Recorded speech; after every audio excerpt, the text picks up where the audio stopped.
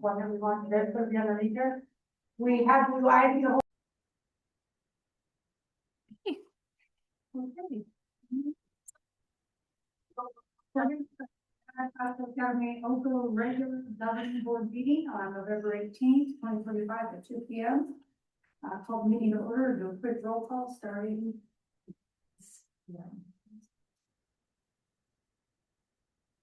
I'm sorry, I'm Just say your name and your present. Kim Barris here, Hi. present. Hi, Kim. Okay. Lisa Becker, present. Amy Nelson present. Hank Thurston, treasurer. Tim Geary, present. Okay, any guests? Oh, Brandon is also here, present. No guests, or who's online, Andrew? Andrew. Yeah, it's me, Andrew, from Cam. Thank you, Andrew. And that's it. All right, we'll stand for the pledge. Now look at Kim. It's so much. There it is. There's two. Kim and Tim. Kim, What? you can win us. I pledge allegiance to the flag of the United States of America and to the republic for which it stands, one nation, under God, indivisible, with liberty and justice for all. Okay, public comment. Public comment during the 3-minute maximum per person. Public comment during this portion of the agenda must be limited to matters on the agenda for action. No action may be taken on a matter raised under this item on the agenda unless the matter itself has been specifically included on the agenda as an item upon which action will be taken. Public comment. Okay, we have no guests, number 3, so we'll move on to approval of the minutes. So I need a motion to approve the October 21, 2025 regular governing board meeting minutes. So moved. A second. You guys are just doing this whole writing thing, so it's been moved by Tim, seconded by Kim. Oh, you know, that'd be good, since Dorf is in here.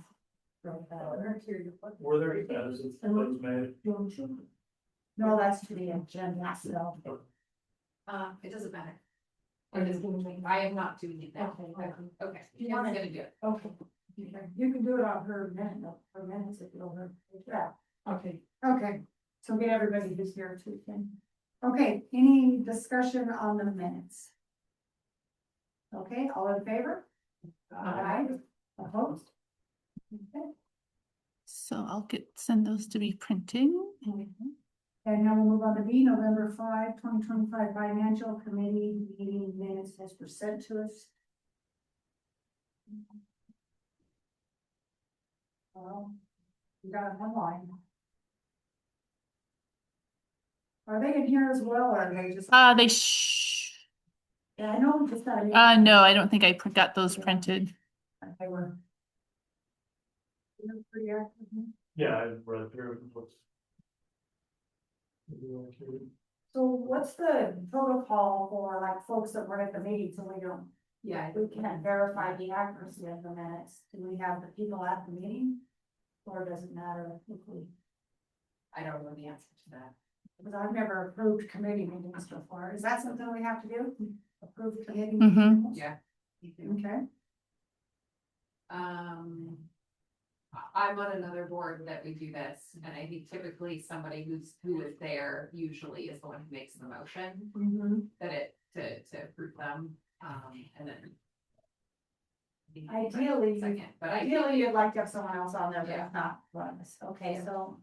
Is it Hank and Dorothy and Brandon and? It would be Yeah. Hank or Kim are the only 2 board members. Oh, perfect, okay, so when you guys come in. So we need a motion from Hank or Kim for the financial committee meeting minutes. I motion. To approve. A second. Okay. So motion by Hank, seconded by Kim. That's another. Okay, any discussion? All in favor? Aye. Opposed? Okay, we'll move on to number 5, financial. A, review bank balances of Elko Federal Credit Union for donation and student generated funds and accounts This is Hank.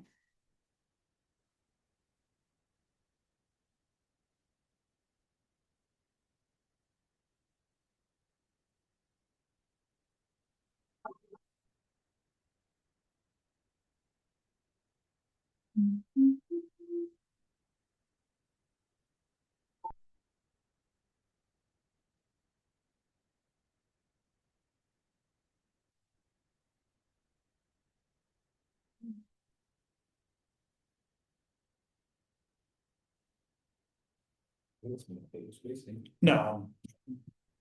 Thank you. Quite the balancing act. Alright, Balance the books and balance the. that's right. Eventually we need to get a dual That would be fun. Yes. HDMI or We can't see, You know, I've can't got get a, like, behind a pile of books. I've got a much longer one that I can probably bring in if I remember. oh, there you go. It's like 60 feet or something. A huge one too, Today.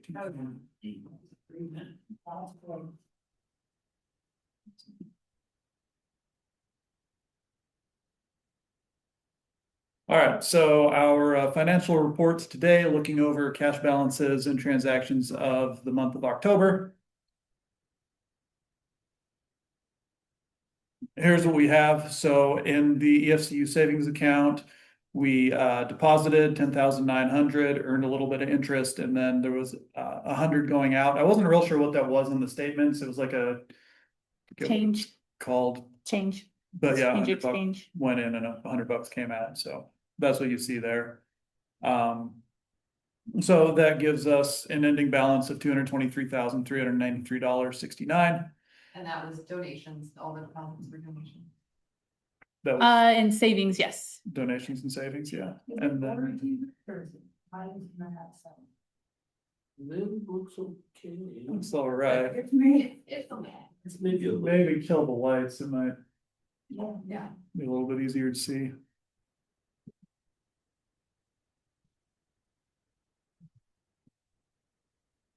I might have to upgrade my glasses. It happens. I just did that. All right, the ESCU checking account, we brought forward 21,724.49. We had 180 deposited, and we had 159.90 leaving for a final balance of 21,744.59. So slight increase there. The Nevada State Bank checking operational funds, we brought in 35. Was that 892.30, and we deposited 81,432.48. We had 93,376.47 leaving for a final balance of 23,948.31. In the organizational checking, we started with 6,360.63. We deposited 1,893 even, no interest, nothing going out of it, for a final balance of 8,253.63. So for our monthly cash totals, we brought forward 276,587.73. We ended with 277,340.22 for actually an increase in our cash balance of $832 this month. So that's good. I've got some updates from the finance committee that we can discuss later. So skipping forward then, questions on our monthly cash report? That last little slide right there, or was that something? That's finance committee That's stuff. later on, okay. Yeah. So The funding that went into the organizational checking, that was for uniforms and school type stuff. Yes, It's uniforms, yep. distributed school money, 81,000. The 81,000 would be the fund, would be the per pupil stuff. GSD. Yeah, and then, so NSB checking is operations, so that's per pupil funding. Organizational checking, that's school generated fund, that's uniforms. what was this 180? That would be school supply donation. Okay. And for the debits for the checking for the month at 93,000, is that sort of what we expect monthly expenditures to be? Was there anything big in this month? Yeah, there's still some curriculum, there's some technology in there, but that's not far off where we would be. And we have that in the budget stuff. Great. Yeah, that was. Made $800.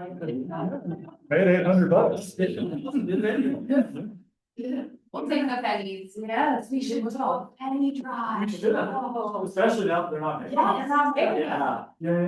People don't wanna give me now. Put it on your list. We're doing a penny drive. Penny fam. drive. Or coin drive, because there's, yeah, throwing pennies into it. Yeah. Okay, Thank you. thank you, thank you. Okay, Okay, so we're in 5, financial B, financial report from Classical Academy Management for Operations Account and Nevada State Bank, and this is gonna be Andrew, correct? yes. Okay.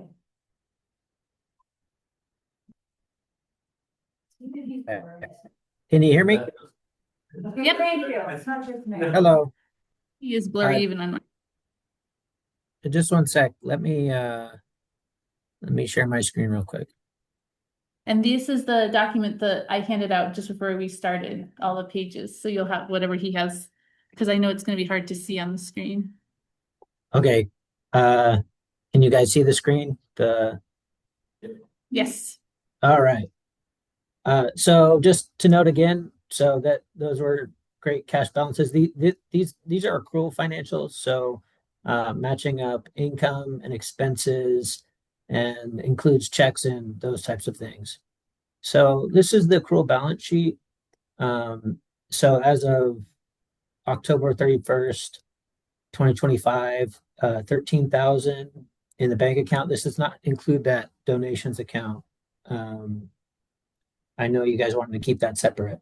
This PCFP is a receivable.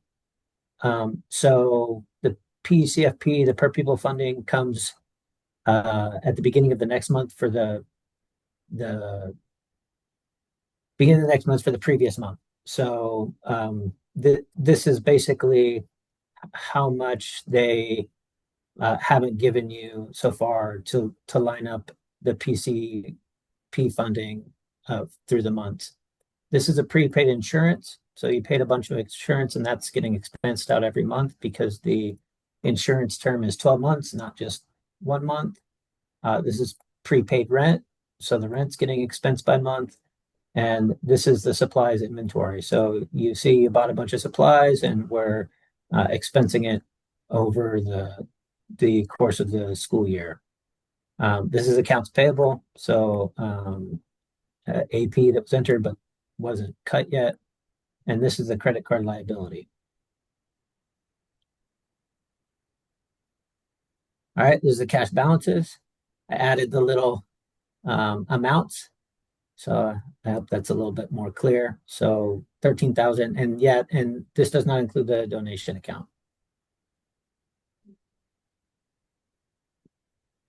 This is your, I have yeah. a question just on percentages, so the insurance is clearly significant.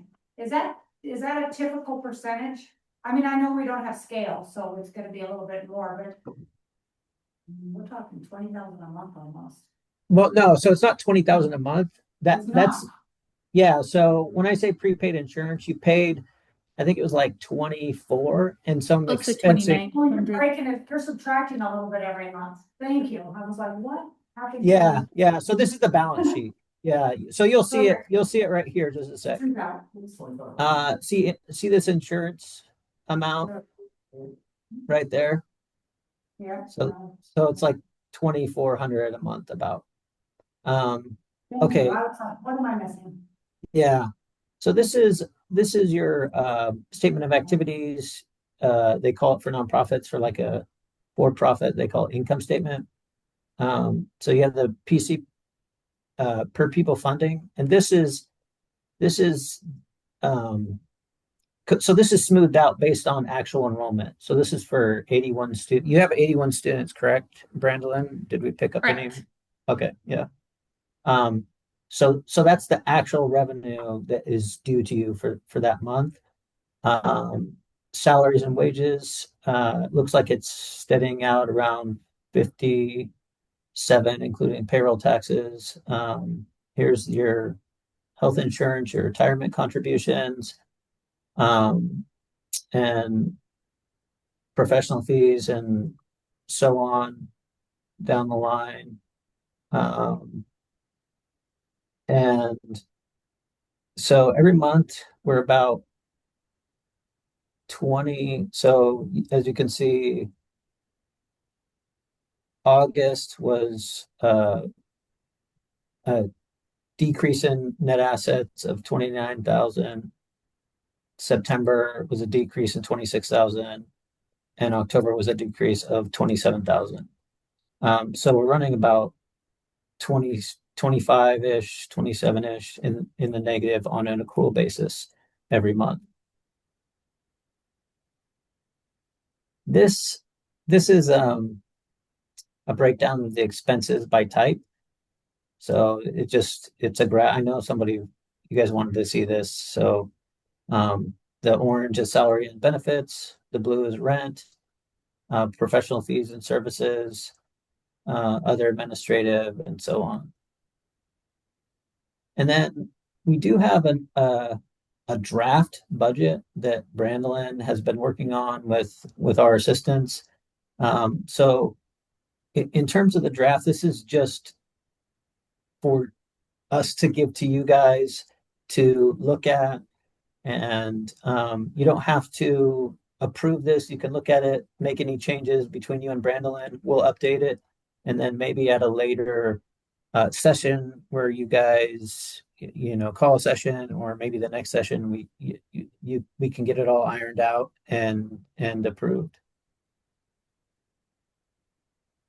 And So we'll talk more about that at that agenda 9B or A, So- 9A. so any questions for me?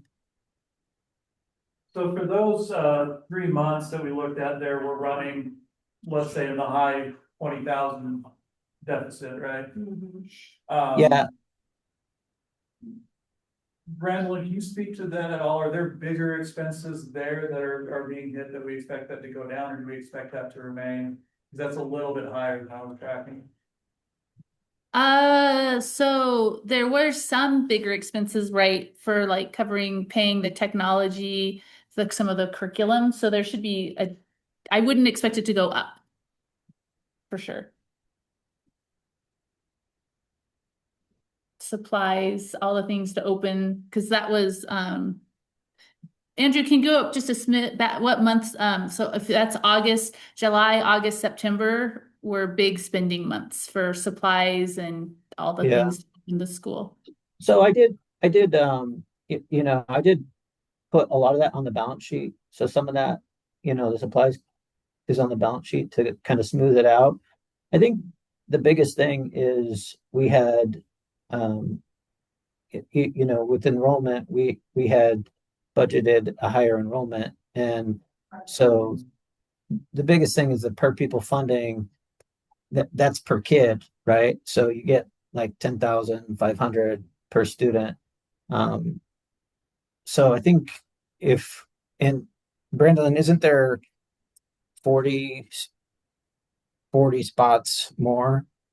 Yes. Yeah. So I think if there was more enrollment, then a lot of these, it would absorb the negative net change in assets, right? So that would be help. And then obviously cut expenses where you can, but a lot of it's already been kind of paid for, the supplies and insurance and stuff. It's just getting spread out over the 12 months, right? So there's not gonna, I mean, some of that's gonna be non-cash because you've already bought it, right? But yeah, like Brendan said, I don't think there's gonna be more of cash leaving for supplies and that type of thing because it was already spent. It's just gonna be salaries and rent. So Yeah, I think that meshes up pretty well. Then if on a cash basis, I'm looking at us running about -20 a month. So with the insurance and whatever spread out over the year is probably about right. Yeah. We have one more big curriculum order we have to make for second semester math and history. So we're like 3,000 more, total 5,000 that we will have spent. But that's kind of the last big, other than salaries and benefits is the big spend. And then like this month we have rent paid. We have to pay our $34,000 rent this month. So Yeah, I think the benefit, I guess the good part is we're learning, operating on a shoestring budget teaches you to be frugal. And then once we do get those extra 5 to 10 kids, yes. I know they're coming, then. Yeah. I mean, we're not, if we would have started with 120, we might have been a little more sloppy in the way we were approaching things. True. Well, now we'll be very particular. Okay, we know what the solution is. We get more enrollment, That's right? the It's only not like one. it's not like we're at full enrollment and wondering why we can't make things work. You So know, it's amazing that it's as close as it is. Yeah. Yeah, it really is, it's been. But as far as he mentioned, like cutting corners, he didn't say cutting corners, but there isn't anywhere to cut corners right now. It's amazing that we're operating only technically 3 DSA numbers down. When we did the original budget, we said we would be able to survive that under 100 more or less, you know what I mean, like they're really doing a great job being that frugal. Right. You just I move around and understand how have you more feel. kids. Yeah.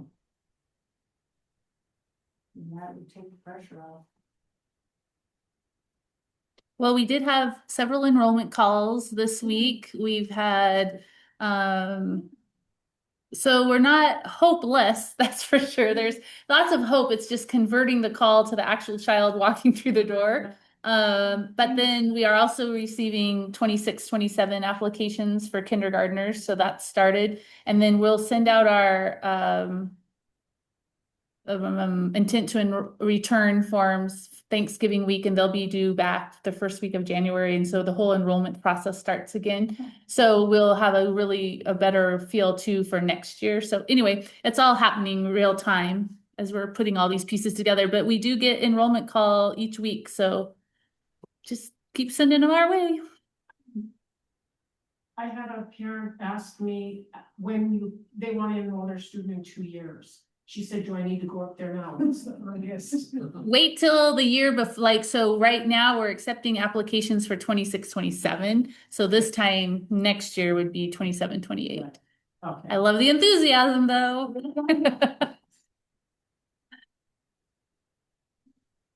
After this year, your kindergarten roll up, the word's out, this is a and I think there's a lot of tough people year. who are probably hesitant and wanted to wait a year to see what we do. Sure. Yeah, Totally agree. and then if we get that after school program, like things are moving. Yeah, we just gotta stay solid until then. Thank you, Andrew. Any other questions? Yeah. Any more questions for me? Thank you, Andrew. Yeah. No. Supporting. Yeah, no problem. So like I said, that's a draft budget that Colleen or that Brandolyn has worked with us and she's put that together. So let us know any changes, updates, and then the next time around, once everybody's gone through it, you guys can approve it. So thanks. Thank you. We are on 6 school leader report, Brandon. Okay, the fun stuff. So I was telling Lisa, starting off, fostering classical education. I had such great intents to give you guys this book. I ordered them for the whole board and I've lost them between when I received them and now. So stay tuned. But I've been reading, this was a book recommended by Steve Lambert, the leader at Treasure Valley, or Yeah. is that right? Treasure Valley? So I finally got into reading it and it is so phenomenal. And it's called The Roots of American Order. And he recommended that we read it as a board and understand, because it really is the root of who like the classical movement and why we teach what we teach and why that's important for people to understand. So anyway, like I said, they're somewhere and they will appear. So stay tuned for that. And then we continue to do classical education on second and fourth Mondays from 4 to 4:30. And we actually had extended time with Ben on Veterans Day Monday, the Monday before Veterans Day, because that was a PD day for our teachers. And he did a wonderful lesson on why it's important for our staff to be developing themselves as classical people, classical leaders, I guess. And it was interesting listening to the conversation of our staff. And I think there were a lot of ahas of like, oh, I have to like, I need to live this. So that's encouraging. So, yeah, so it's good. We're learning as a staff what this means to be a classical school and why you do need to live it, right? To actually be authentic. It needs to come from who we are. Some made the comment, we got an email that I think Rex had sent out asking different people what their opinions or whatever their child's experience. And one of them said that the discussions at home have changed. So some teacher or some teachers must be implementing these ideas. Oh, in yes. the classroom to the extent where a kid goes home, and I just think that's amazing. Yeah. We've had several parents approach us and talk about how their conversations are changing with their children. Mm-hmm. And even the children as I interact with them on a daily basis, very different than the first day of school. Like we're starting to notice some behavioral differences out on the playground. Something happened and one of the children involved turned and said, "That was not courteous." And Renee and I were like, high five. So it's happening, right? It's a process, but yeah, it's happening. So it's so exciting. It's so encouraging. It's so cool. That would be motivating for teachers. Yes. What they're putting out there is doing that. Yes. Share some of these things. Yeah. Yeah, we should. So leadership team, we've been looking at the data for attendance. So on the you have the graph as a page. This is our attendance tracker.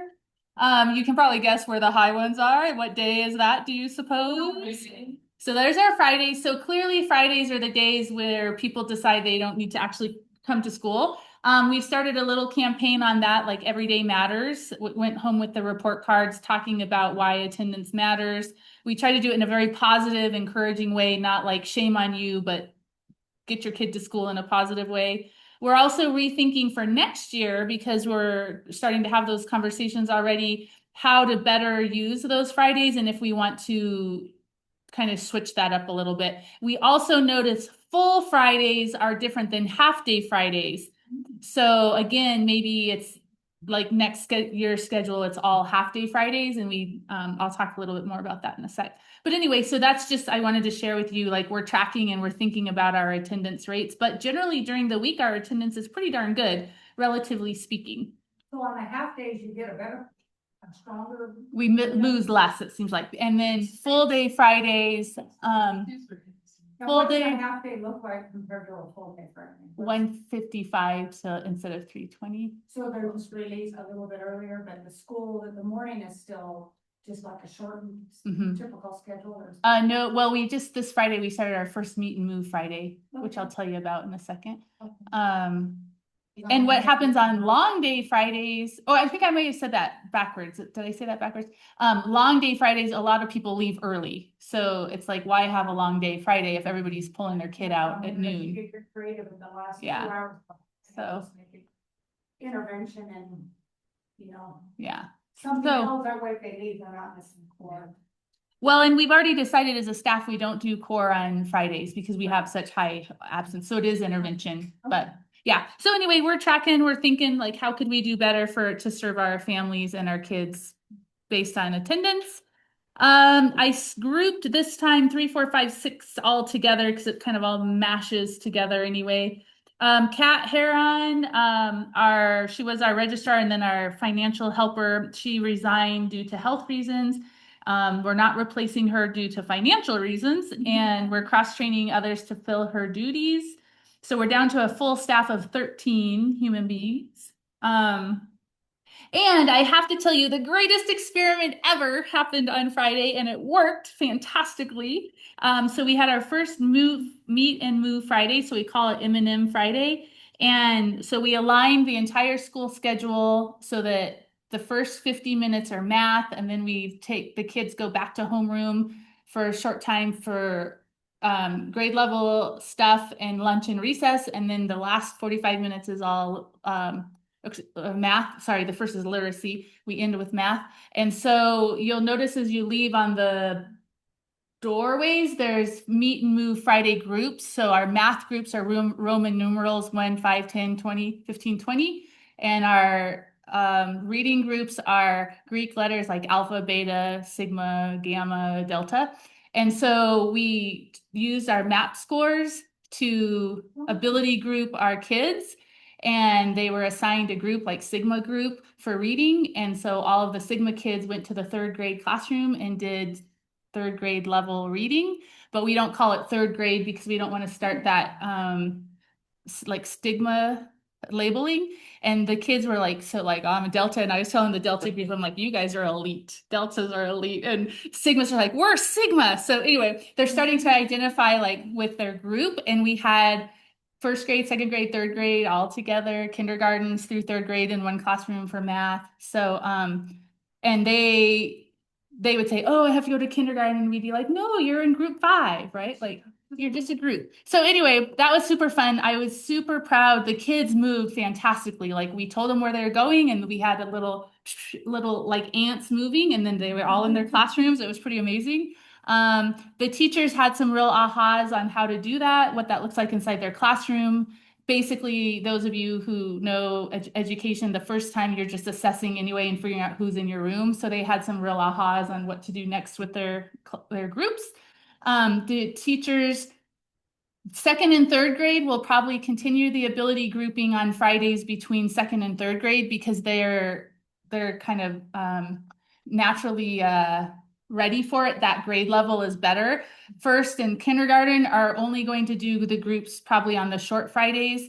And our next one won't be until December, but they need a little more time just in their classrooms, and because they're littler and that whole concept of moving is a little weird. So anyway, once again, because we're a small school and we're run by a scientist who loves experiments, we don't all have to do the same thing. So second and third can keep integrating and intervening with each other, and K1 can do their thing in their classrooms, and we'll see how it all comes out in the wash. Do parents know your plans? We did not explicitly tell parents. We encouraged the kids to tell their parents what's happening, but who knows how that's translated to home. But we thought we would try it, and if we like I was saying in December or for January, we may do this for every Friday, running it out because it was so successful. The kids were so excited. Yeah. And talking to the kids, like when I was out on the playground with them and I said, what did you learn? And they were like, I finally understand this, or I got this. And I was like, right? Because they were able to slow down a little. Anyway, so that was super encouraging. So we're going to keep trying, like I said, the next few weeks, because of holiday schedule, it's a little goofy, but I'm giving the staff a little bit of leeway to do what works best for them and their kids. And then we'll all come back together for an official M&M on, I think it's December 12th. Then we'll have another holiday, and then starting January, we'll make some decisions school-wide of how we're going to run that out. So super encouraging. And once again, just kudos to the staff for being ready, because it's scary, it's unusual, we've never done this before, we're not ready. Like we had every excuse to say, no, let's just stay in our comfort zone, but they all stepped into it, and so I'm super proud of them for that. I'll just add that I heard about this from my daughter when she came home. She came home and told her parents, and she loved it. She was so excited. She said it was great. She got to see her friends, you know, but like do something that was really interesting, and she enjoyed it a lot. So. And just the idea of interacting with different levels of kids, age groups, that's a big thing for kids to be able to do, and then to start normalizing that, that you get to go different places because you're doing different things for different reasons. That's huge. It is. So commend you. Thank you. Yes. Well, like I said, kudos to the staff who are willing to follow. Yeah, and that's right, when we talked as a group about, cause every, 4-day weeks the first, but if we're gonna do Fridays, let's make them kind of different, Mhm. draw them in on Friday. We call it action research. Exactly. Action research is what we do.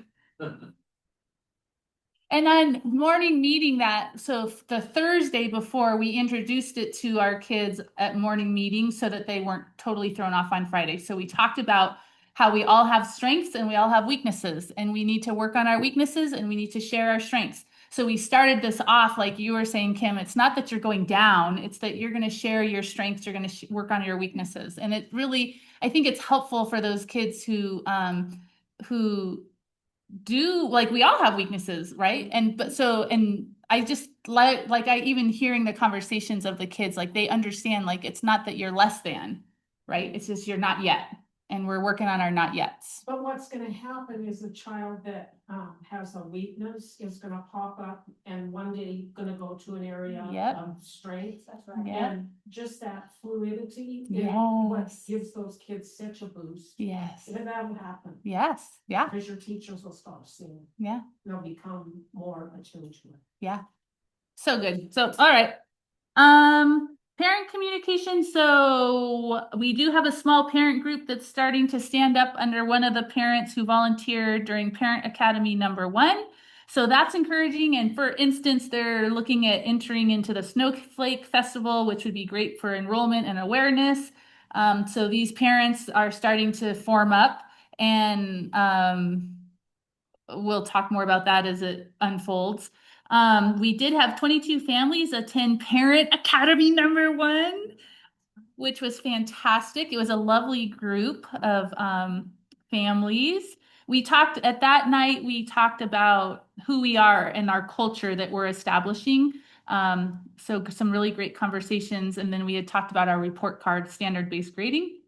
Tomorrow night, if anybody wants to come at 5:30, is Parent Academy #2, and the topic for tomorrow night is great conversation, and why great literature leads to great thinkers. So we'll be sharing out our reading list. We'll be talking about why we have them reading what they're reading, and how they're really interactive sessions where the parents are, I put the parents in groups and they have lots of conversations and then share out. So it should be fun to hear what they think about this reading list and such. So you're welcome to that.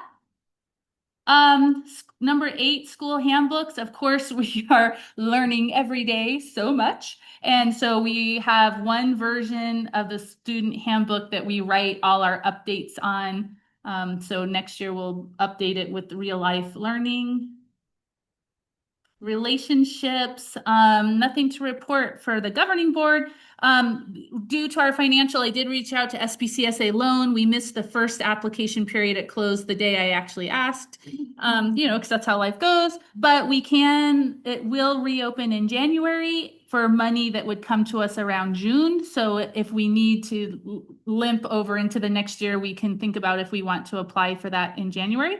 And I did put that link there, so that's where you would go to find out more information about the process. And then we will have to do an enrollment amendment. I keep writing them because I keep thinking they forgot about us, but they keep telling me to cool my jets. So at some point, they're going to give us information on how we do this thing called an amendment.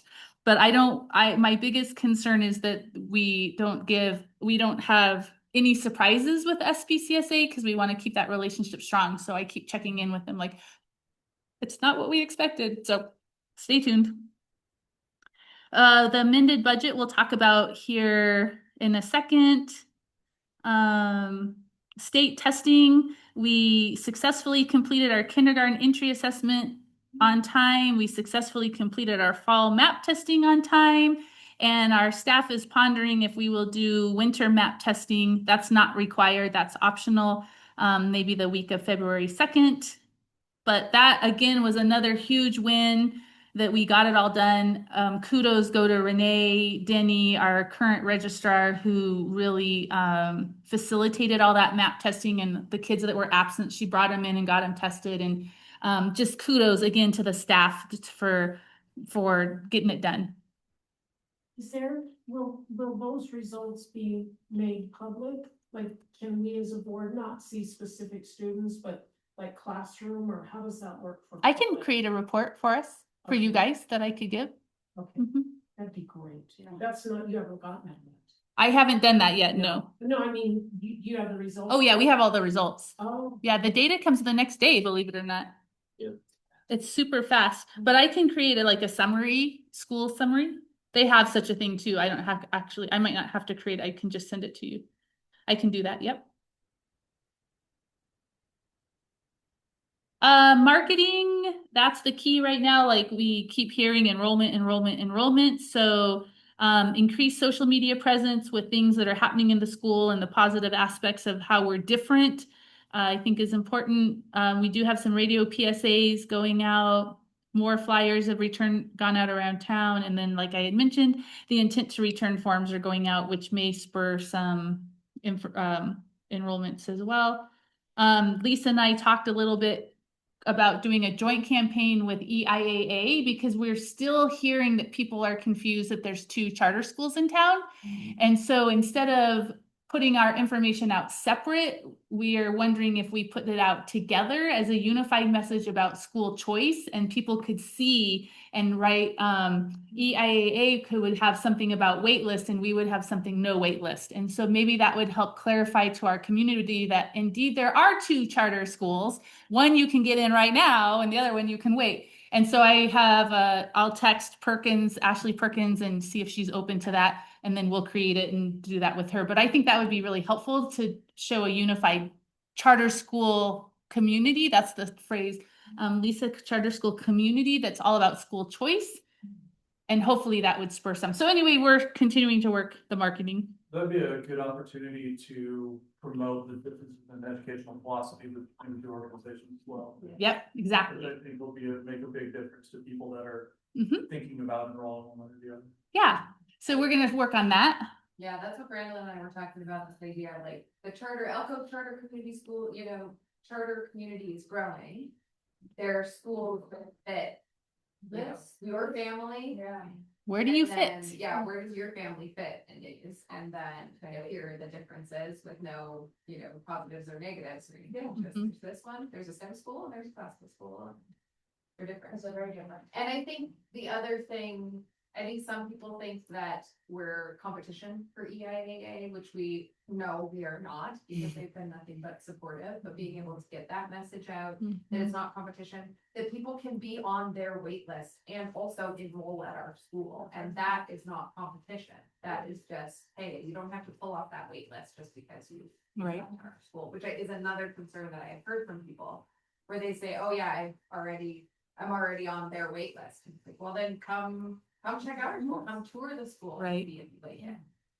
And so I think there's a huge opportunity there if they're willing to do that with us, to be able to get a clearer picture out to community members. I've also been talking to people who have kids in EIAA and saying, if anybody comes to you who wants their kids in EIAA, also tell them about our school, that they don't just have to sit on that wait list. Right. And I anticipate Ashley will be open because she checks in with me frequently, like, how's your enrollment? I'm sending kids your way. So yeah, I think they'll be open to that. They want us to succeed, like we know, like we want them to succeed. Wonder if there'd be any way to get a list of the wait list and get that message out. It seems that there is not. We have tried. We've tried. So they use a private group that can't release that information. That makes sense. Yeah. Yeah, we tried. Ashley has been nothing but supportive to try to help us in every way she can.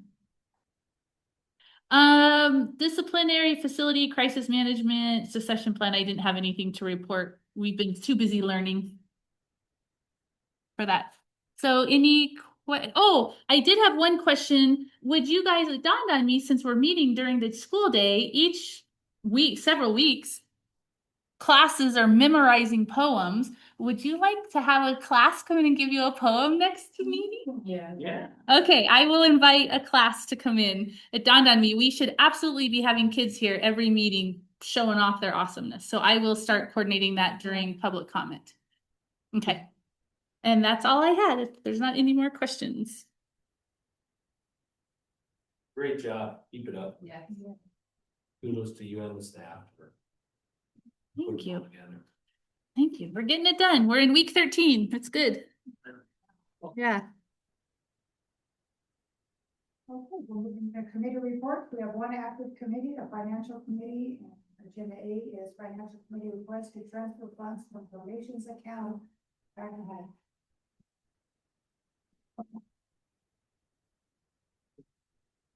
Basically,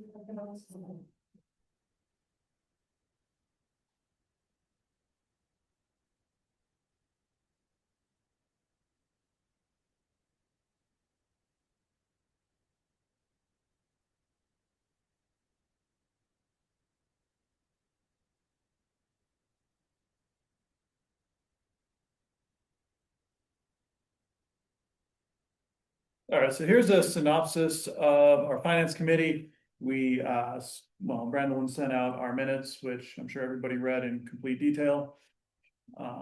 So this is just sort of a quick synopsis of it. We met for the first time on November 5th.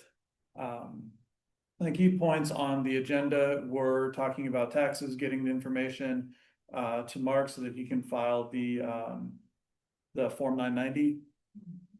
We filed for an extension on it. That's not really a problem. It's kind of an automatic thing if we file, so that's in the process. And then we discussed the budget, which we'll discuss in more detail here in a little bit. We got Mark guest access on his EFCU account, or I guess rather that was an action item for afterwards. Brandon, do you know if that's happened? Well, it's a work in progress because nothing is easy. Apparently, because we are an organization and not a business, there's a hiccup with EFCU, but they are working through it. So stay tuned. Okay, so we're working on it. Last time we tried to do this, it wasn't even possible, so at least it is some progress. And then at the end of it, just kind of looking at what our expenses are, what we've got in the bank. The finance committee recommends that we transfer a sum of money out of that EFCU savings into our operational accounts. The number that we came up with for that was 150,000. So I guess I'll make a motion that we do that. Can I ask? Oh, I don't ask questions. Yes. We should second before this. Who made the motion? okay, I did.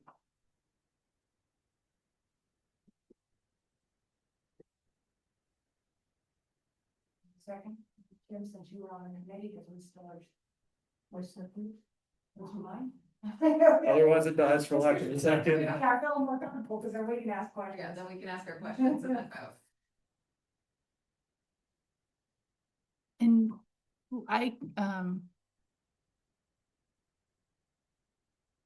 well, maybe ask your questions, because I'm wondering if we should do 9A first, because that might answer your questions of why 150,000. Those are my questions.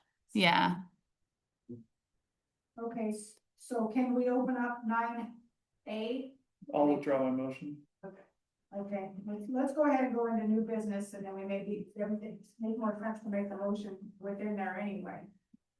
Maybe, yeah, can we do it that way? was just an update, yeah, because then we move into new business, which is okay, so thank you again. So old business, so it's not, so new business now, I think we can make this thing. So we're going to go to A, review amended budget submission to state public charter school authority. And That's Andrew, it says, but I don't know if that's more. yeah, I think it's more me. Okay. I'm not sure. I probably shouldn't have put Andrew. I should have put me. Okay, and I apologize, we don't have this. Well, you actually, is this exactly what he had in his presentation? It should be. I didn't double check it. Yeah. And you printed this for us. Oh, I did? Yeah. Oh, excellent. Small. We have it in the pipes. Okay. Yeah, we can. Yeah. Okay, so let me just kind of talk you through the situation that we find ourselves in one more time, so we're all clear as to what we're doing and why we're going to request transfer of money. So the original plan, so this is high level review backwards a little bit. The original plan was the money that was in the donation account we were going to use to pay for the furniture and fixtures, like all the beautiful furniture we have. And then the per pupil funding would have covered operations. That was the original plan. And in August, the bill came due for the furniture and I almost paid it, but I opted not to because I saw our enrollment and I was like, we may need this cash on hand. So the situation we find ourselves in is we have a bill for the furniture and fixtures, which is $160,000. And then we have what our operations to keep the school open and running. So it's a good thing we didn't pay that furniture bill because now we have the money to keep the operations running. I'm in the process of looking for a lease option for our furniture so we can have the smallest possible payment over the longest period of time so that we can pay off our furniture, but we still have access to our savings, the donations account, to keep the operations running. So to allow the cash flow to continue flowing as it needs to flow. So I'm waiting to hear back on the furniture. So that's kind of a hanging out here that we have to solve that problem at some point. Lisa's going to talk about another way we've come up with solving that as well, but all of it takes time, but that one's just kind of hanging out there. So back to operations.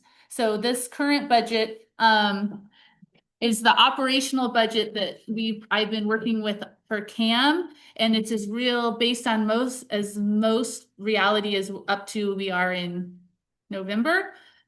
So you can see the revenue is the amount. The first 3 months was based on that enrollment of 95. The next 3 months are the 57,000, which is based on the enrollment of 81. And then hopefully in January that will kick up if we can get our enrollment up a little bit more.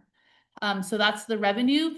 And that, how many more students is that to kick up? 90, that 68,000 is I think at 90, Nice. if I remember right. So revenue other 1.1, the 7,200 was the grant we earned from Community Foundation that covers some of our professional development. This 1989 was a tax refund that we got. This $30,000 is $30,000 that's earmarked for the furniture. So we, in reality, we have our first furniture payment. We're just waiting to see where we apply it to. That was the Nevada Gold Mines community group that we earned from the set. And then the 17,000 is a IDA Part B grant, a special education grant that helps fund salaries. So those are monies we're requesting. We haven't got that yet, but in December we should get hopefully a reimbursement. So those are some incomes that are coming in addition to per pupil funding. And then this is where that $150,000 would come across from the donation account to help offset some of the big expenditures that we have. And to offset the difference between the per pupil funding. And then if you look down here to salaries and benefits, so just salaries and benefits alone is close to $76,000 a month. So we need to cover that straight up with some of that $150,000 while we're low in our per pupil funding. So we broke out the salaries so you can see the salaries, the taxes, the retirement contributions, those are all broke out there, health benefits, so that you can see that the expense that adds up to that close to $76,000. And then just going down, and like Kim said, we really don't have a lot of room for big expenditure savings, but I've gone through and you see lots of zeros because I've zeroed out as much as I possibly can with regards to monthly expenses, other than keeping the lights on and keeping us warm, keeping the telephones on, the internet running, the day-to-day stuff, but all the other niceties, travel for training, field trips, we had budgeted some different things, took all of that out to try to minimize monthly expenditures. But there is just kind of that base it's around $15,000 to $16,000 just to keep the building open and functional as a school. We do have rent pay. We pay rent every 3 months, so we have a big payment. That's another reason why $150,000 is to help offset the close to $34,000 we have to pay in rent by December 1st. And so hopefully that gives you a better idea of why $150,000. And then you'll notice over here in February, I said that we would have another 100,000 that we need to probably give in. This could change. Again, if we could get our enrollment up, this number will go down. And then potentially in April, another 100,000 to leave us in a positive place for when we hit June of next year or July of next year. So we also have to consider making sure we're in a position for the following year. So these two $100,000 in February and April, those are just predictors. And just to help us understand that we need to raise some funds. And it will adjust depending on reality as we spend out the next 3 months. And then again, hopefully enrollment increases and that per pupil comes up and covers a lot of that. So hopefully that answers some questions. And I'm happy to try to explain more. You have a few questions on this. One is the furniture expense on here. It's not on here because we don't know what it's gonna look like to pay it out. So there's gonna be, however that's spread out, but there's another 160,000 liability that's not reflected here. Mhm. Okay. There were no terms that came with this furniture, like they didn't, what were the terms? There were, but we're renegotiating those. We were supposed to start paying this month. Okay, at a certain percentage or. Yeah, that was 6 months, well, they gave us, I've seen so many numbers, you guys. 6 months, 30,000 a month for 3 months, 6 months or something like that. It wasn't all due all No, right away or. no. How was this year to date then changing asset positive? The very, very end. Yeah. I was curious about that too. I saw that. I think maybe just because of the $350,000 we're bringing across the top. But if every single month we're running a deficit, there's no way that our year to date is positive. It's not possible. But Yeah, but we're adding deficit- 300, there's 150,000 in the November, month ending February is an extra 100, and month ending April is an extra 100,000 to offset. Okay. And that's keeping us. Yeah. That's how I understood it too. Yeah. So that implies some significant fundraising. Yeah. Well, and that's, I have a couple questions. One, and I should have written this down, Hank. What? Okay, so those donations that are going in are not reflected in total operating. That explains it then. Got it. Okay, got it. What's the current amount in the donations fund? 223. Plus another 20 in the checking, so it's right at 240 something.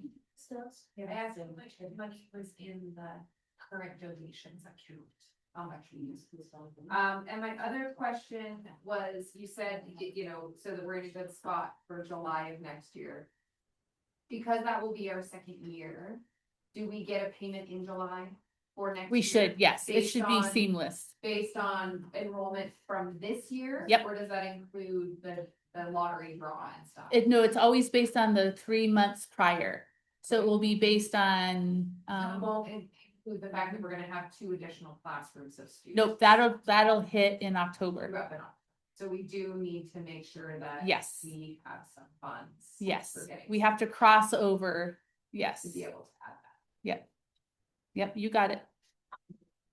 I will pull, and looking at the donation account with the finance committee there. I don't know if you want to do a quick. That's okay, I read your report. for Yeah. finance committee, but sorry I'm late, I thought there was still three. She was still hard work for 3 of them. I'm glad you're three. I'm glad you're here. Well, welcome. We did great this month here. No worries. So short of, we're praying our enrollment goes up, because that solves 80% of these, We've 90% of these issues. Because otherwise we're banking the survival of the school on the fact that we will get these donations. Yes, that's what I'm sure. Yeah. Short term, it's okay, long term. The community is extremely generous, we probably will get it, but I don't like relying on it. So, yeah, I think even if we have to spend some money, we really need to do an advertising push or something.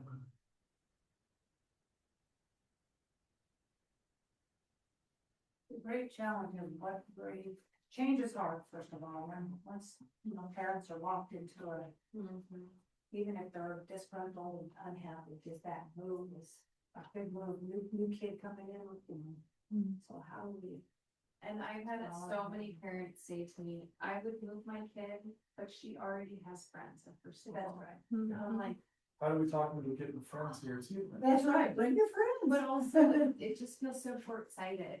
You know, not- Kids make friends. kids make friends so easily. So And I'm easily. like, why don't you maybe look into the school a little bit? Sorry. Random neighborhood, yeah.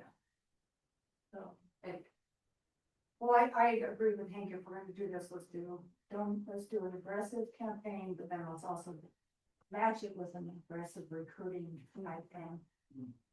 Otherwise, it's a constant suck of money. And I understand the necessity for it, and I'll make the motion again, but I'm also worried about pulling 150 out of the donations account, because then then this wonderful nest egg that we've always had in our back pocket isn't there. but it's what we kind of do. It's necessary, yeah. Can I just ask, so 150 is what you guys want? That's what the finance committee recommends, yes. Yeah, I know that wasn't in the documentation, you said we were discussing it, so I didn't hear that figure. And that's effectively 150,000 to get us through to February, basically, when you're looking at another 100,000. Yeah. If enrollment doesn't increase. And depending what happens with furniture. Right. And then the envelope option is an idea. Yeah. Right, the SPCSO. Grants. Yeah, and I think that grant is essential at this point.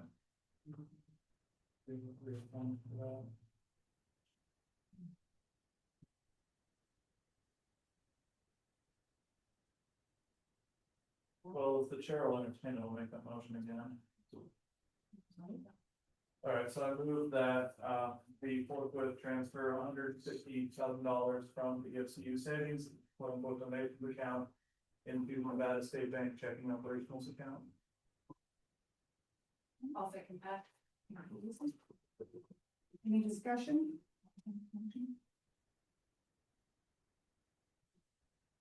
Hearing none, all in favor? I- Opposed? And now we'll move on to B. Discuss fundraising and classroom sponsorship. Lisa. Okay, so, I want to start with a little bit of background information, which is that, I've been talking to Brandon about some fundraising. We have some ideas. I think we have, some plans going forward that will help with this right away. But one of the things that I've been working on is we received feedback from the State Public Charter Authority on our bylaws, that they wanted several changes to our bylaws. And one of the holdups for the fundraising has been that a comment made by the SBCSA was that, or by their legal review, was that and board members as public officers are prohibited from soliciting on behalf of government entities. The school is now a government entity instead of a nonprofit, which is where we started. Most schools create a separate 501c3 that fundraises on behalf of the school. And board members should exercise caution when offered gifts. Accepting a gift may create conflicts of interest and could prohibit the school from entering into future contracts. I think there's some of that isn't too much of a worry right at the moment. I sent several questions to Katie to try to get this clarified, because I wanted to make sure that if the board is trying to raise funds, we're not getting ourselves in trouble. So she got back to me today, and what she said in relation to that is that board members are not allowed to use their positions as public officers in order to improperly influence any donation or gift to a school. For example, a board member could not promise admission or contracting in order to get. And then the other piece that she answered, I said, well, does that mean that we can't really do any fundraising as board members until we set up a separate nonprofit? Or that only the school staff can request funds, or that we need to get somebody who's gonna go and ask for gifts for us. And so she said that the public officer shall not use the position of board member, or that would jeopardize the board member's integrity in performing their board duties, so we can't, show any undue influence. I asked if board members could be in a meeting with a donor, as long as do we need to not be the ones asking for money? And she said a board member could be in the meeting, again, so long as it's not improperly influencing. I asked about setting up a nonprofit. She said we should set up a nonprofit, similar to a booster club, which would provide for the needs of the school and work with the school. This is a great idea. And she has offered to help. She put some details in here about how they can help set that up. I think we're going to need it for this parent organization that we're setting up anyway. We're going to need it for our capital campaign. We're going to need it probably for this fundraising, because now we're not a 501c3. So some grants, some organizations won't donate to not a 501c3, where there are certain funds or buckets of funds. So she recommends that we set up that 501c3. And I think that if we do that, we can keep this donations account separate and have that be under the 501c3. So it's still connected to the school, but it becomes the separate nonprofit entity, which might clear up some of the back and forth around our finances and having sort of our operations versus our 501c3 nonprofit. She said that that it's very easy to set it up, that she is willing to help do it. She said it'll take just a few days, and we should have a letter within a few weeks. I think there's some urgency to do this so that we can move forward on all of our fundraising plans. But it will require a separate board and separate officers, bylaws, all the things. And she didn't say specifically that nobody in this room would be on that board, but we need to be thoughtful about who is on that board, and it cannot be this board, it can be separate. So that is one side of things that we need to do, and I don't know if we can do it now under this. It says that this is possible action, but I think that we should have a vote to say that we want to set up this separate nonprofit. EIAA has one for their PTSO. Other schools do it just like this, where they have the school entity and then they have the nonprofit entity. So you think we need to agendize it very specifically versus? I don't Next know time that we're gonna we make do. this? It says we can have it. This is for possible action. I don't know if we can just I think you can. just vote on it. I think it fits out. I think that's why you designate things for possible action. Okay. There's somebody who wants to admit. Do you want to see who's on the phone? Let's worry. It doesn't say a name, it just says a phone number. Hello, is somebody on the phone? Yes, this is Fernando. I'm sorry about the tardiness. Oh, okay. Yeah, welcome. Okay. Thank you. Okay, so I thought we can do it under this. Do we need specific, you don't want it to be like a PTA or PTO, that's too restricted. You want it to be more like a booster. That was the recommendation from Katie. I agree. I think it's Broader. and I don't know exactly what we would name it. We can look for her recommendation for that, but something. So the motion could just be pending her approval is that then. And then we move forward with having Katie establish a 501c3 for us. And so you just explain to me again, so we are no longer a 501c3 because we have become a public entity, is that it? Because we become, effectively a governmental organization, a public entity. So all the work that we did for our 501c3, all of that documentation is still there. That organization has just transitioned into an educational institution rather than a nonprofit organization, a 501c3. So when Nevada Gold Mines, the legacy fund, and those type, when they give to the schools, they can still use the tax exempt status, but it's not, it's called like a governmental, Yeah, it's a different five it's oh. not the nonprofit. I don't know what we are I now. didn't know. I had it open, but I closed it, but yes, it's a different, and often they can give to a 501c7 or whatever, Yeah. whatever number we are now. Yeah. We are just no longer a 501c3. So what do we do with all these donations that we have just received? I don't know the answer to that. That's a great question for Kate. I'll ask, okay? Well, I can answer. Well, for now, we still have this account that we're working within, but as we run. We want to move that account to a new 501. Yeah, so, yeah, it sounds like that. I mean, because Brandon's already made donations, and there's one donation that's pending that's pretty substantial, so I mean, I definitely have some answers to that. Because this could take a couple weeks. We do need a name though, because she's gonna have to put a name in, Yeah. and like you said, some officers and stuff. Maybe a good opportunity to get some of the founding members back. That's great. Yeah, That's because what a I lot think of they'd be great, Yeah. you know, that capacity. Yes, I think Plus I'd the like, two other, yeah. yeah, I mean, you know, another one person that might be really good for that, is Patty Garza, she really wants to be part of the school, and she's contributed a lot of money already. Perfect. So it might be, yeah, I think that's a great idea. It's gonna be the face of the wine and dines. But Lisa, from the guidance you got, it doesn't sound like there's anything in there that prevents me from talking to my friend and say, hey, we've got this really cool school, think about giving us some money. Agreed. Yeah, so it's As just, long as what I I said, just we will can't- give you extra. Yeah. No, Exactly. no quid pro quo. yeah, no impropriety as far as, Yes. yeah, we can still ask.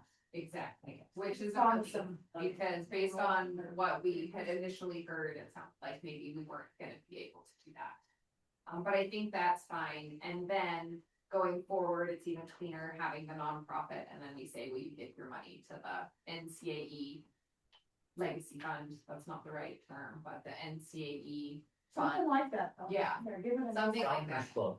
Founders. Founders Fund, The Founders there you Fund. go. Yeah. NCAE Founders Fund, we just named it. Perfect. But we need to vote to be able to open that, to start. To that. give Katie the authority Yeah. to. To proceed with the 501c3. Yeah. Okay, so we need a motion. I'll move for it. I'll second. What was the motion for? The motion is that we will begin the procedures to open up a standalone 501c3 to manage donations and donation accounts for the school. Okay, so we have a move by Hank, second by Tim. Any more discussion? We'll vote. Just one quick question, so the donations account that's in place right now, we'll change the name of that to whatever it is that. Transfer those funds, That's my understanding. alright, okay, I think that makes the most sense. okay, yeah.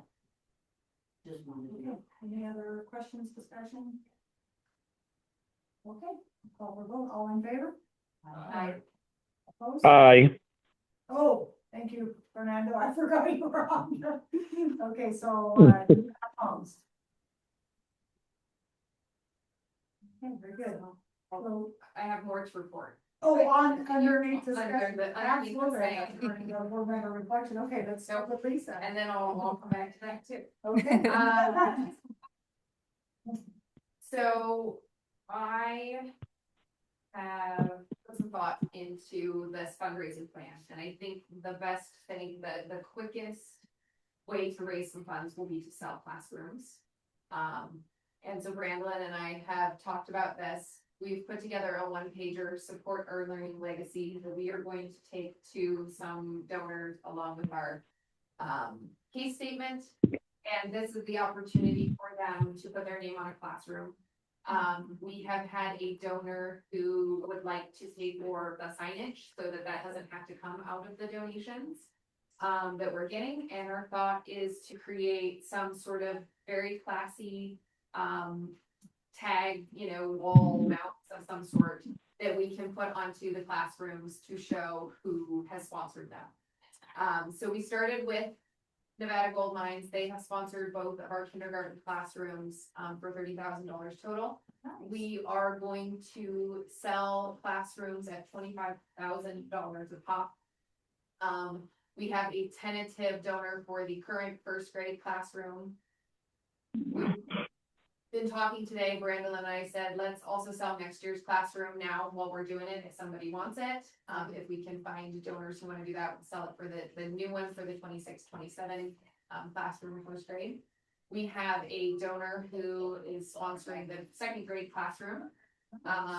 So we've tentatively raised $50,000 out of this $150,000 that we're working on. And then we're gonna sell the third and fourth grade classroom, so the fourth grade classroom for next year. And then we started talking about other spaces in the building.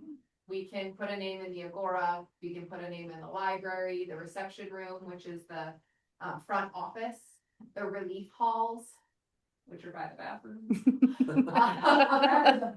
Fancy. Right, relief hall. The playground, so the playground and the great hall, which is the cafeteria area, we said both of those would be a $50,000 contribution. This way, if we go in somewhere and somebody wants to give us 50, we have the opportunity to get that 50 from them right away.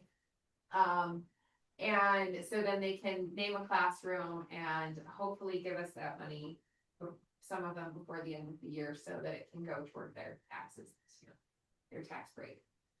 I have started a list of possible donors, and am working with someone who's gonna help me set up some of those meetings. Again, we weren't sure if we could even do it, if I could ask for them, but I think now we know that we can.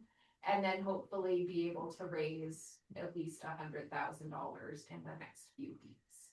This is an opportunity for anybody on this board. If there's somebody, a business, there are some businesses that we haven't gone to yet. And some individuals in the community who, I think really want to help out the school. And so if you know of anybody, you have a connection, please talk to me so that we can make sure that we don't duplicate efforts. And I mean, we really gotta throw some weight behind this. You need to provide us with this and these. Yes. Yep. Yep. Yeah. We wanted to just run it by everybody and, kind of let you know what we're thinking. And then, yes, Brandon can give these I to. don't know about the relief hall. Does somebody wanna have their name on that? Yeah, I don't. It's not gonna go on that. It's gonna go on the wall. Every time you walk in there, Yeah. you provide Yes. Fountain. Just seeing the line. Right over the drinking fountain. Yeah. Our thought was if somebody didn't want to give 15 or give 25,000, but they wanted to give 15,000, that we should give them the opportunity to do. So. Do you have drinking faucets that have the little thing to fill these? We have one up front. So maybe you could throw that in, that the relief hall will have, and then we will be putting in a, Drinking, how about drinking? That's not, I don't know, but I think that's really tacky. we can add that in. So absolutely so tacky, I can't even believe. Just my. Maybe the unit, instead of the relief hall, would be uniform area or something, you know how where you have your little shelves, I'm kind of. That's the reception. Oh, really? There are people out there. Exactly true. I Appalachians that don't have $15,000, that'd be my guess. I was given this recommendation by someone who has done a lot of fundraising and sold all the corners of every building. Even the relief hall. Yes, even though. Okay, well, let's go with it. That's not. Let's not make the decision for someone else. That's right, somebody, Yeah, somebody okay. needs a little bit of humor. We could also just say hallways, and then, Yeah. there could be little different hallways that would be available for. Yeah, then you could put a lot. You have the put and get put up like that. Yeah, just so happens, they didn't ask which hallway. That's right. So that is part of the fundraising plan related to selling the classrooms. And then the idea being that we are gonna be in this building for a while, and then we will need to have a bigger building. And so if somebody buys the second grade classroom, they would be given first right of refusal on the next second grade classroom in the new school. And that's not something that we need to use as a selling point, but more so if that's a question where somebody says, well, how long are you actually gonna be there? Then we say, well, you can grow with us into our new school and you'll have the opportunity to purchase that same classroom if you want. Well, every year there'll be at least 2 new classrooms. Yes. Cause you'll have the 2 grades moving out, you know, next year will be an extra first grade, but the following year, an extra second and an extra fifth, Yeah. fourth, so. Yeah. There's always two. Until we outgrow this. And if we can sell all of these, we're gonna be in pretty good shape. And we have some ideas of folks we haven't asked yet. There are some folks who have already donated, who didn't donate this, we'd like to go back to. So we're open to all of your expertise and connections and talents to be able to name the school so that we can raise these funds and just get that furniture paid off so that it's not a thing that we're carrying with us. Right. And then we had the additional thought after we do the corporate sponsor looking around some of the rooms like the Great Hall or the library or something. If it's not picked up, then we could also offer to our families, like for $1,000, you could be part of this room. Like put a minimum. So, cause I think some of our families would donate in, but maybe they can't afford $25,000, but they'd give us 1,000. And if we had 25 families that gave us $1,000, that's pretty awesome. So we want to give our families the opportunity, but we thought we'd start here and then figure out what that looks like for smaller donation amounts for the families to be part of the growing school. What about like big reference books in the library? That's a good idea. Yeah. Yeah. Or do you have 15 families that each want to do 1,000 or 2,000 each? Maybe we create something that we can take with us to our new school. Yes. Yes. Yeah. School's out. That's a fire alarm, right? Yeah. There's nothing. Right. So yeah, so looking to like how we can involve our families and take it with us to our forever home for sure. And our hope is that we can get a couple of these pretty quickly so that we can show good faith that we are paying this furniture off and make a big impact right away. There is still time for a smaller campaign, for a smaller donor amount campaign that goes out to a broader audience. But I think we start with this really targeted. Yeah, go big first. Yeah, go big first. What can we do to put our own spin on this? It's like, yeah, sold their classrooms. Exactly. Yeah. Right, there's nothing like unique here. What can we do to make this ours, make it unique by your experience? I love your ideas, any of them that you Okay, That they're enrolled or. whoever buys it, we invite them in for an hour to talk about their business or whatever they do for the students. Yeah. So it's not saying, hey, this room was brought to you by Acme Incorporated. Somebody, hey, like, this is what we do. Maybe you want to do this when you grow up.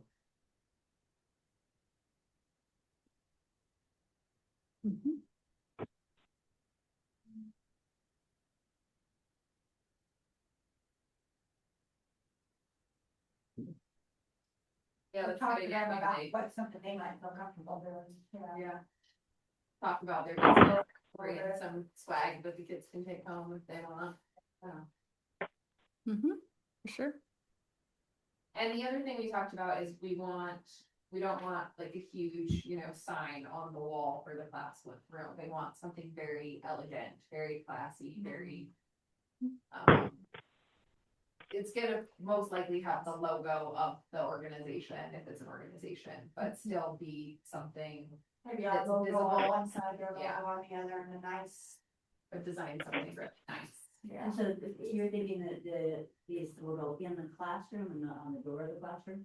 Right outside. I would think they would go outside the door up to the classroom and you walk in. Yeah, that's what I'm saying, I thought. Yeah. No.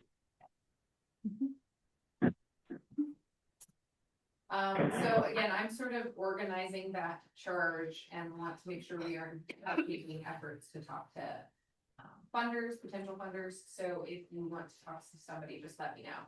And then we'll add them to the list. And then that way, if we do get some who commit to different rooms, we make sure we keep track and are double selling any of the room options. And if somebody wanted to tell somebody, they would take that brochure that already has it broken down, or is that hefty? This brochure does not have this broken down. This is gonna be it's a Word doc insert that you would take and say, here's our case statement. There's a lot of info in here. They can, if they want to give us $200,000, we'll take their $200,000. But right now, we're doing the classroom. And that will, so the information you give us will include that. Yes. Okay. Yeah. And you Yeah, have Brad, to has go that. with me on that test or? Well, we have to get more case statements printed, so we need to update that because we know there's some misspellings. So we have to get those and then we'll print these off and get them to you. Fair enough.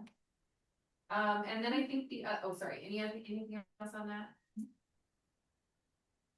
The other piece is the grants, and we have a group that has sort of come together to start applying in particular for the, Opportunity 180 grant.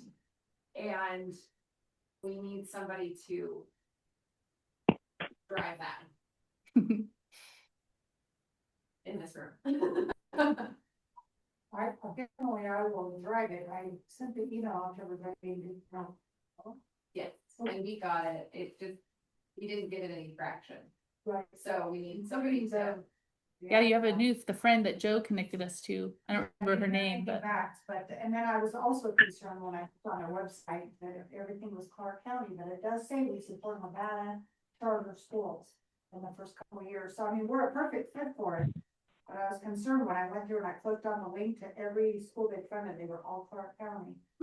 And I gotta imagine it. Yeah, plenty of charter schools in Washoe and plenty, scattered everywhere else. I mean, when we applied last year and did the interview and did all the things, they never once said that we were ineligible. True. So I think we just have to do it again, but it needs to get some traction, and that's gonna take a person being the person. No, I gave it my best effort 2 years ago when I applied for this grant. Didn't know anything about it, so I quit. I will do it and Kim, maybe you'll help me. And I am happy to help. Yes. I just You're can't a reviewer. also, yeah, so. Now, you were the one who had the initial connection though, so you want me to just take that all over everything else? Yeah, I think you certainly Okay. can do that if that's. Yeah. If you need me to do it, I can do it, but I think it Well, would be 'cause better. when I got in, it was like, click it for interest, and I thought, they already have that. But I wouldn't take it. If I have a login, I'll just print my own, cause then I have it. sounds Take good. her off that- take her off Who's this Christy Carey? She's not in this, interested in helping us with grants and comes with experience. that. Was that the one? that's that- who Joe connected us with. Right, but she's not part, I'm confused, because I'm looking at an email from you, Amy, that talks about, thank you, Christy, for joining our team. We plan to reapply for the Opportunity 180 grant. Is she gonna be a part of this? Or do we She need wants to be. reach out- Who No, needs to reach out to her? I've reached out to her and she wants to be part of our team. I emailed her, but I didn't hear anything back, so I don't know. Okay, Email was, but what I'll do is I will apply and then I will get things moving once they Yeah. they get on. And I think that it's just time to call a meeting with the group and. Yep. Talk about next steps, so. If we could get one of those grants, that would. help That'd a lot. be huge. That would be Yes, huge. some pretty ones. And we should be in a better space now that we're open and we have data and we can speak to our curriculum and like we have much more concrete. I think that was the problem with the last one is it was Brad though, and we fit it nicely. it was so squishy. There was someone I didn't like so about, and I can't remember what it was now. Somebody didn't love about what we were doing. This year will be more. Yes, the only other thing that I wanted to add to that is that we were talking about enrollment. In addition, that will help with the fundraising, and I mentioned to Tim that we were looking for somebody on the board who'd be willing to drive some of the enrollment outreach. As far as we need to do some more radio interviews, we need to go to the newspaper and get another article into the newspaper and look at some more social media, look at maybe doing some videos from parents who have great things to say. I had my teeth cleaned this morning and my dental hygienist was telling me that we have done a really great job with our outreach. And I wanted to share that with everybody. She said it was very clear to her that we were a different school. She said she has seen us not just on social media, but in everything. She's heard us on the radio. She said, I think you guys have done such a good job getting out to all of the different channels. And I said, that's great, because that's not what we hear ever. Yeah, that's encouraging. So I talked to Tim, I mentioned to Tim that it would be great if somebody on the board would just keep driving getting the word out there. And Tim, would you be willing to do Did that? Tim volunteer? Yeah. You got all He said the yes. Yeah. I have a little bit of I'll a. be happy to give it a shot. And we have the contacts for the radio and stuff if you need that. Okay. Just get with me and Renee and we can hand off some of that.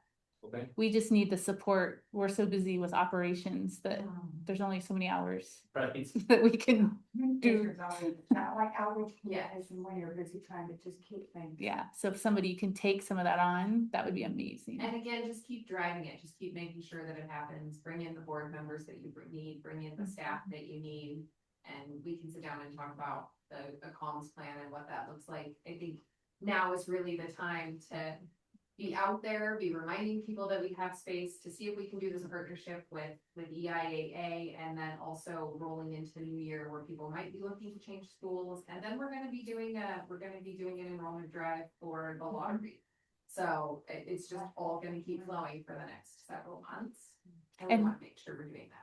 And right now, while we have space, it's a wonderful message, like you want in before the lottery, right? Yes. Get in now. Get in now and you're. That's, we need like a good message, like get in now while you can. Yeah. Do you have Facebook too? Tim? I do.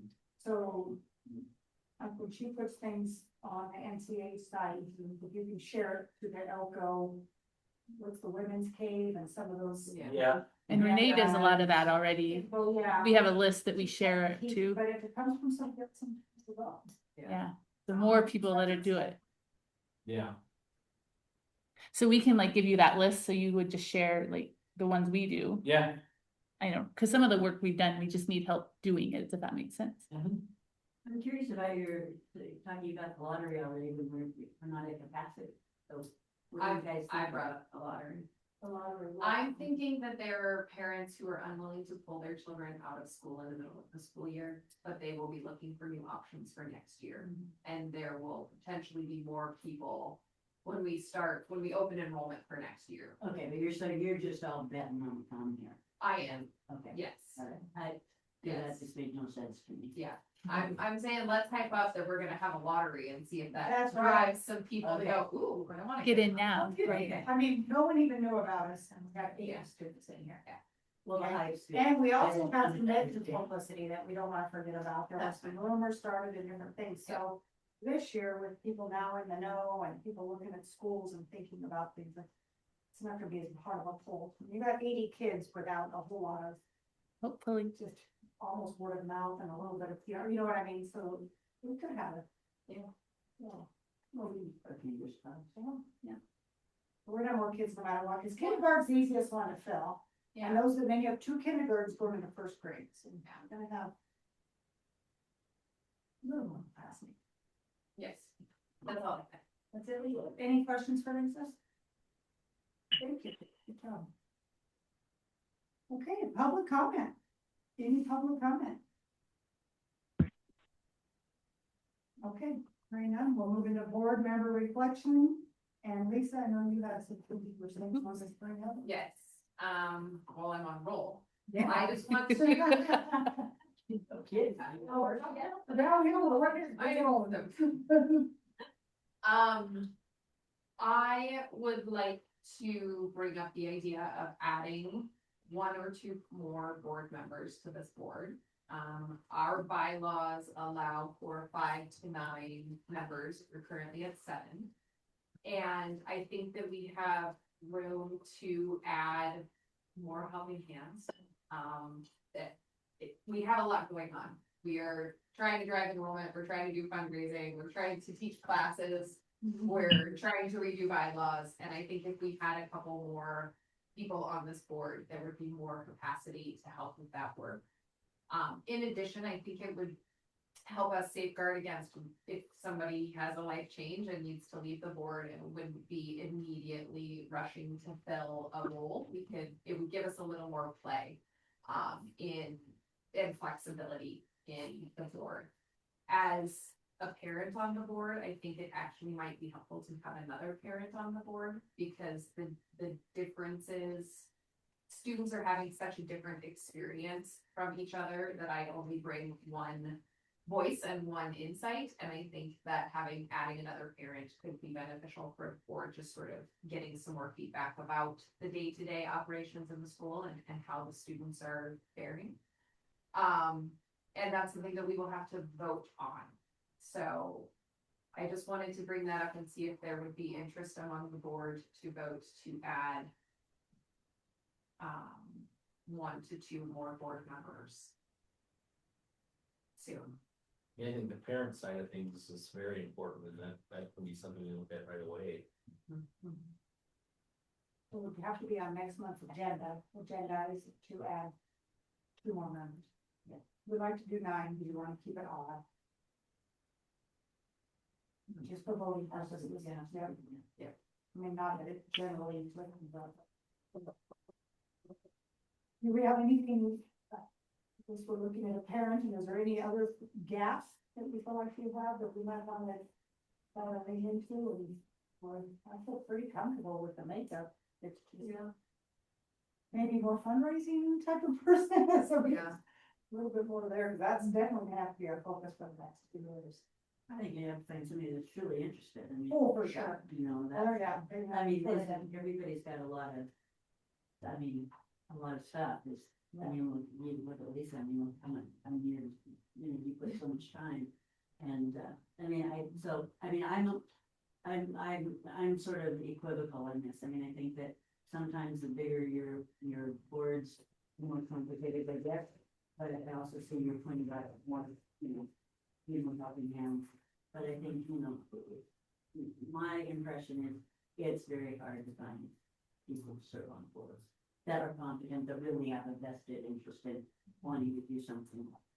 And There's a lot of our philosophy. I have a former school administrator that expressed an interest, very interested. I think if anybody expresses interest in being on the board, we should get their resume right away so that we have a pipeline. Submit it to Brandon. Submit it to Brandon. Mhm. And the other piece of this is that right now we're trying to raise $150,000. But we also need to start a capital campaign very soon. You need to start the enrollment campaign. We're going to have to start talking and thinking about high school. We're gonna have to start before that, talking and thinking about middle school and what that looks like in the next couple of years for these students that we have right now. And I just think we don't have enough time, we don't have enough hours among the people in this room to take care of all that. Obviously, we wanna make sure we get the right people on the board. We don't just need butts and seats, we need some competent people who want to help. But in order to be able to add anyone else, we have to vote as a board to do that. Right. And I think that somebody that's, I would look at somebody in the business community as being important, so. As opposed to another educator. I mean, we've got Ben, we've got Tim, we've got Amy. I mean, so I would shy away from that, just generally speaking from the composition standpoint. But. Unless they have it's a not big, huge just- name again, and they're, And a lot of money. and a lot of good And a lot of time. connections, so. Or time. Yeah. Yeah. But whatever, I think that you just ought to agendize it and everybody. If interest Well, in, Yeah. we have to put in an open meeting and have to, look at the applications and. Maybe. Well, I mean, we have to agendize the first and do it. Right. Yeah. So we have to make an agenda for next month to move to 9, even though it's currently in our bylaw that we can have anyone from 5 to 9. That would allow us to formalize it. Yeah, to recruit and approve 2 new board members. Cool. I'll make an agenda for you guys, an item for you all. And then you have a month to think about. Yes. And get resumes for anybody who might be interested. Okay, board member reflection, we're still there. Any more reflections, Lacey? You're on a roll. I have done enough. Okay.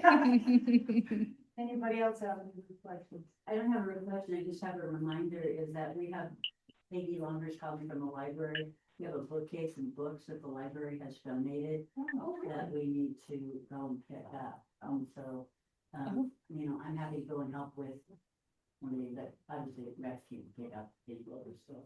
Do we know how big it is? Probably Yeah, it's like tomorrow. pardon me? Probably gonna do it tomorrow. Okay, I can come with you, Hank. Yeah, just tell me when you're going. It's not very big, it's like, you know, like. Like this, I showed it, you know. Oh, the six, like a six cube. Yeah, it's like cubes, 6 cubes, I think. That's fantastic. So. And we do have a volunteer who's actively working in the library to get it set up. So perfect. Yeah. She'll be happy to get more books in. So just Shelves. tell me, I'll be in town. Yeah. Great. I don't think, if maybe I can do it, it's not that many. Okay, any other reflection? Okay, let's move on to next board meeting is in December, not November. No panicking on the region. And it's the On my calendar. third Tuesday, Third Tuesday. 16th. At 2:00, right? Yeah, you didn't change, you didn't fall back, what happened? You went back. Whatever. Thank you, Kim. Oh, You're very welcome. Well, we already have a couple of things on that agenda.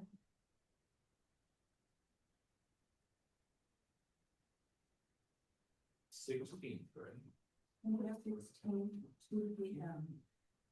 We'll see how the 2 p.m. works out. We thought we'd give it a couple months to see how we do it again. If it works, great.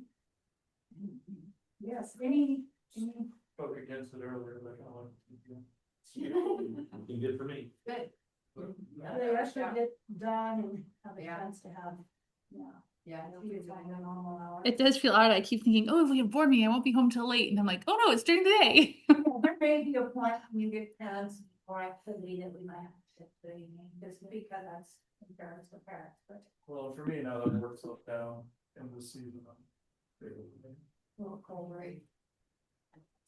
Especially winter, I think it's really good to do it earlier, I mean, for a lot of reasons. Weather. Yeah. I brought Theo today and he went with second grade.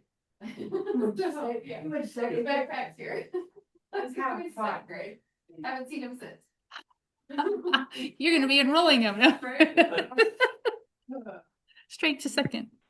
Anything else? Okay, so we will adjourn the meeting. This will be a motion, we don't. Yeah. And hit the hammer, the gavel on the page. Boom. Adjourn the meeting at 3:44. That might be a record. That's Pretty good. Keep going. Yeah, every Sunday, I mean, there's 44